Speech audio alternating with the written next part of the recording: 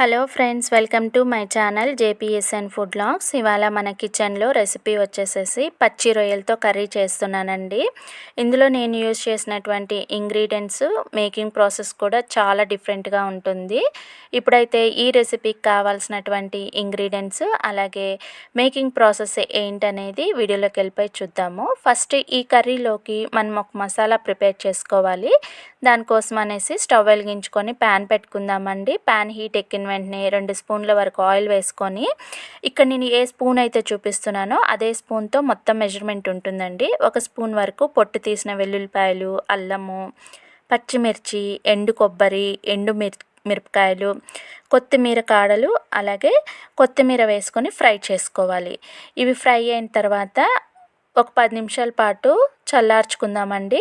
ఈలోగా స్టవ్ వెలిగించుకొని ఒక గిన్నె పెట్టేసుకుందాము. ఇక నేను 1 కేజీ వరకు పచ్చి రొయ్యలు యూస్ చేస్తున్నానండి. వీటిని శుభ్రం చేసుకొని లోనున్నటువంటి పేగుతో సహా తీసేసి శుభ్రం చేసుకోవాలి. శుభ్రం చేసుకున్న ఈ రొయ్యల్ని గిన్నెలోకి తీసేసుకున్నాను. దాని మీద నుంచి ఉప్పు, పసుపు వేసుకొని కలుపుకొని మూత పెట్టుకొని మరీ ఉడికించుకుంటున్నాను. నెక్స్ట్ ఫ్రై చేసి పెట్టుకున్న దినుసులన్నీ చల్లారిపోయినాయి కదా, వీటిని జార్లోకి తీసేసుకొని అవసరమైతే వాటర్ కూడా యాడ్ చేసుకొని వీడియోలో చూపించిన రీతిగా మెత్తటి పేస్ట్ లాగా గ్రైండ్ చేసుకోవాలి. దీన్ని ఒక పక్కన ఉంచుకుందామండి. ఈలోగా మనకి రొయ్యలు కూడా ఉడికిపోయినాయి కదా, ఈ రొయ్యల గిన్నెని పక్క స్టవ్ మీదకి షిఫ్ట్ చేసేద్దాము. అదే స్టవ్ మీద ప్యాన్ పెట్టుకొని 2 స్పూన్ల వరకు ఆయిల్ వేసుకొని 2 పెద్ద ఉల్లిపాయలు, 2 టమాటాలు కట్ చేసుకొని వేసుకొని మూత పెట్టుకొని మగ్గించుకోవాలి.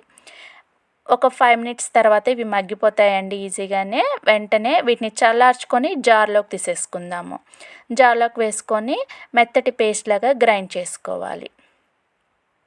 నెక్స్ట్ స్టవ్ వెలిగించుకొని ఒక గిన్నె పెట్టేసుకుందామండి.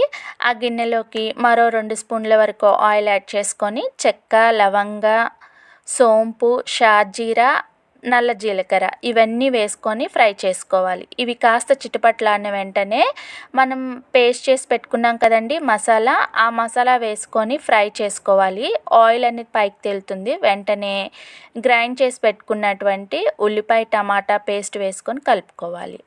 ఇవి కాస్త వేగిన వెంటనే ఉప్పు, కారం, పసుపు వేసుకోవాలి.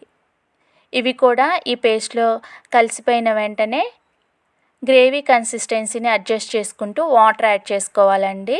వాటర్ యాడ్ చేసుకున్న తర్వాత ఉడికించి పెట్టుకున్న రొయ్య పీసులు వేసేసుకొని కలుపుకుందాము. ఇవన్నీ కూడా కలిసిన వెంటనే ఒక 5 నిమిషాల పాటు మూత పెట్టుకొని ఉడికించుకోవాలి. ఆయిల్ అనేది సపరేట్ అవుతుందండి. వెంటనే పైనుంచి కొత్తిమీర వేసుకొని సర్వ్ చేసుకోవాలి. ఇక్కడ నేను వైట్ రైస్తో ఈ కర్రీని సర్వ్ చేసి చూపిస్తున్నానండి. నెక్స్ట్ నేను చేసిన ఈ రెసిపీ కనుక మీకు నచ్చినట్లయితే మీరు కూడా ఇంట్లో ట్రై చేయండి. మీకు ఎలా కుదిరిందనేది కామెంట్ సెక్షన్లో కామెంట్ చేయండి. అలాగే నా వీడియోస్ కనుక మీకు నచ్చినట్లయితే నా ఛానల్ని సబ్స్క్రైబ్ చేసుకొని నన్ను సపోర్ట్ చేయండి. ఓకేనండి, బాయ్.